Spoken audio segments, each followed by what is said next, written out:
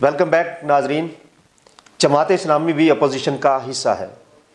इसने भी धरनों का आगाज़ कर दिया है। तकरीबन 101 धरने इन्होंने देने हैं। सिराजुल हक साहब बतौर अमीर को किरदार को आप कैसे देखते हैं?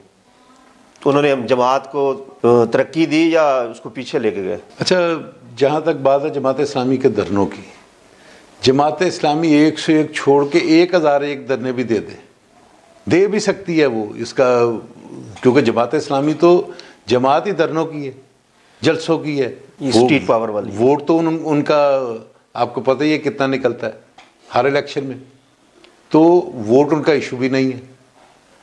धरने, जलसे, जुलूस, रैलियाँ, ये जमात इस्लामी की स्पेशलिटी है, तो वो करते रहेंगे। जहाँ तक बात है कि जमात इस्लामी अपोजिशन की पार्टी है, ये मैं आपकी बात नहीं मानता। जमात इस्लामी को मैं इस वक्त अपोजिशन की पार्टी भी समझ रहा हूँ और हुकूमत की पार्टी भी समझ रहा हूँ कि सिराजुल हक साहब अपनी टोपी कभी इधर घुमा देते हैं, कभी इधर घुमा देते हैं। एक ही वक्त में वो हुकूमत को भी तनकीद का निशाना बना रहे होते हैं, वो दूसरी तरफ वो वहीं पे अपोजिशन को भी आड़े हाथों ले रहे होते हैं। तो विकेट के दोनों तरफ खेल रहे हैं। विकेट के दोनों तरफ खेल रहे हैं, ये आप कह सकते हैं कि वो उनको अपोजिशन नहीं आप कह सकते, बल्कि किसी हद तक उन्हें मैं हुकूमत का हिस्सा समझता हूँ। क्योंकि अपोजिशन का असूल ये है कि जो पार्टी अपोजिशन का साथ देगी, जो भी बड़ी अपोजिशन होगी, जो भी अपोजिशन इत्तेहाद बड़ा होगा, जो पार्टी उसका साथ देगी वो अपोजिशन होती है। जो साथ नहीं देती वो बुनियादी तौर पे हुकूमत का ही हिस्सा होती है। इसकी आपने ताज़ा मिसाल देख ली है पीपल्स पार्टी की, कि पीपल्स पार्टी ने वो सलूक किया है पीडीएम के साथ, पीडीएम कि ये अगर पीपल्स पार्टी इस मौके पे पीडीएम से अलहदा ना होती जिस वक्त वो अलहदा हुई है, तो इस वक्त सिनारियो कुछ और होता। वो जब पीडीएम की तहरीक जोर पकड़ने लगी तो एंड टाइम पे उन्होंने सीढ़ी नीचे से खींच ली। तो ये जमात इस्लामी को मैं अपोजिशन पार्टी नहीं समझता, उसको मैं हुकूमत की पार्टी समझता हूँ। बल्कि वो किसी और की पार्टी है, जैसे जैसे उन्हें इंस्ट्रक्शंस आती जाती हैं उसके मुताबिक वो चलते जाते हैं।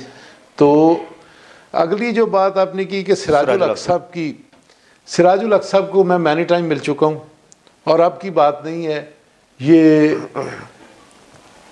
88, 89, 90 इस दौर की बातें हैं जब सिराजुल हक नाज़िम आला होते थे। सिराजुल हक साहब माशाल्लाह उस वक्त भी शरीफ आदमी थे, अब भी शरीफ आदमी है। लेकिन मसला ये आ रहा है कि सिराजुल हक साहब अभी तक उस माहौल से निकल नहीं सके, जमीयत के नाज़िम आला के माहौल से। वो अपने आप को उसी तरह ही वो ले रहे हैं जैसे वो जमीयत के नाज़िम आला के तौर पे काम करते थे। थोड़ा सा उन्हें ये ज़रा करना चाहिए कि अब वो बच्चों के नाज़िम आला नहीं है, अब वो एक ऐसी जमात के नाज़िम आला है जो वोट बेशक थोड़े ले, लेकिन वो कौमी जमात है, वो इंटरनेशनल जमात है। तो उनको भी इंटरनेशनल लीडर के तौर पे और नेशनल लीडर के तौर पे बिहेव करना चाहिए। वो अभी तक नाज़िम आला के अपने खौल से नहीं निकल सके, उन्हें निकलना चाहिए, ये ज़रूरी है, जमात इस्लामी के लिए भी ज़रूरी है।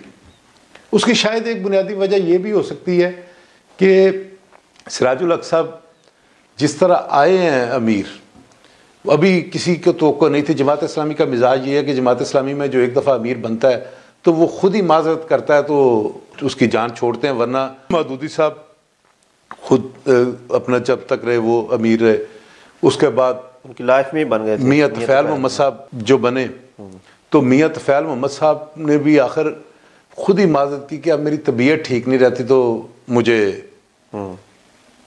माजरत मेरी कबूल कर लें। उसके बाद आपके सामने काजी साहब आए, काजी साहब भी मुसलसल अमीर बनते रहे। अच्छा, मुनव्वर हसन साहब जो हैं वो थोड़ा सा एक बयान दे गए अचानक तालिबान के हवाले से। तालिबान का वो बयान देना बनता नहीं था, मेरिट पे नहीं बनता था।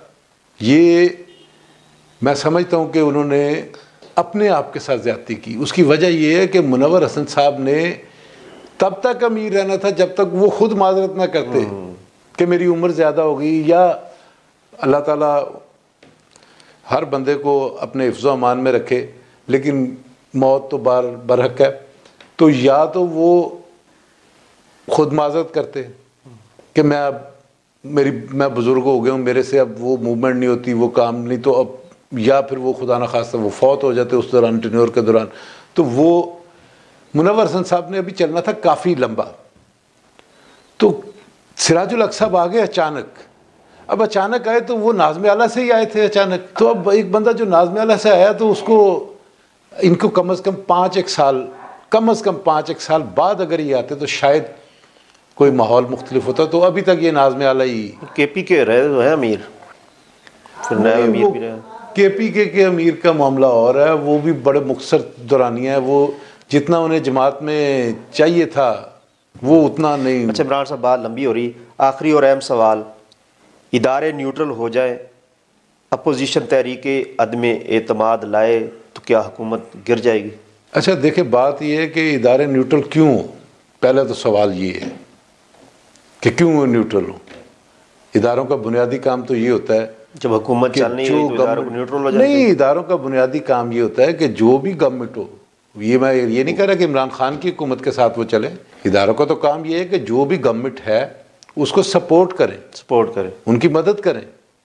ये इदारों का काम नहीं है कि वो कहें जी हम न्यूट्रल है, जो करना कर लो, ये बात नहीं है। ये इदारों का काम है कि वो गवर्नमेंट की सपोर्ट करें, गवर्नमेंट की हेल्प करें हर मामले में।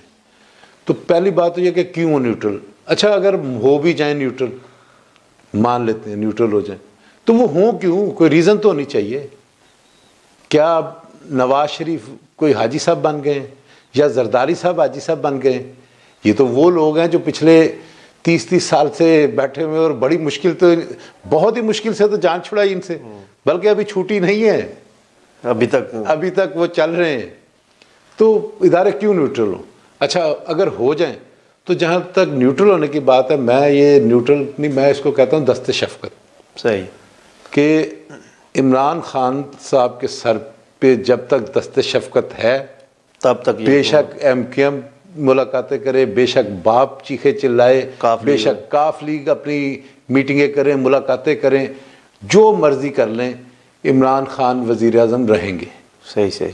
लेकिन जिस दिन दस्ते शफकत उठेगा तो वो अदम एतमाद 24 घंटे में कामयाब हो जाएगी, वो कोई इशू नहीं। नवाज शरीफ की खुशकिस्मती समझें कि मियाँ नवाज शरीफ पाकिस्तान की सियासत में वो सियासतदान हैं जो मर्जी कर लें, ना उनका वोटर टूटता है ना उनका सपोर्टर टूटता है। वो डील करें वो ना करें, उनका वोट बैंक उसी तरह ही मौजूद है। आज भी उनके चाहने वाले उसी तरह ही कायम दायम है। बेपनाह मसाइब और मसाइल के बावजूद ना उनके लीडरशिप को तोड़ा जा सका है, ना ही उनके वोटर को हिलाया जा सका है। तो ये नवाज शरीफ की मैं खुशकिस्मती समझता हूँ कि नवाज शरीफ डील करें ना करें, उसके लोग उसके साथ हैं। जी इमरान साहब, बहुत शुक्रिया, आप हमारे प्रोग्राम में तशरीफ़ लाए और आपने बहुत अच्छी गुफ्तगू की। नाजरीन, पाकिस्तान की सियासत पर तजिया देना बहुत मुश्किल काम है, क्योंकि सुबह हालात कुछ होते हैं और शाम को हालात बदले हुए होते हैं। ये पाकिस्तान के सियासी हालात मौसम की तरह ही बदलते रहते हैं। तो आप भी इस सियासत पर नज़र रखिएगा, हम भी रखेंगे। अब तक का यही प्रोग्राम था, इजाज़त दीजिए, अल्लाह हाफिज़।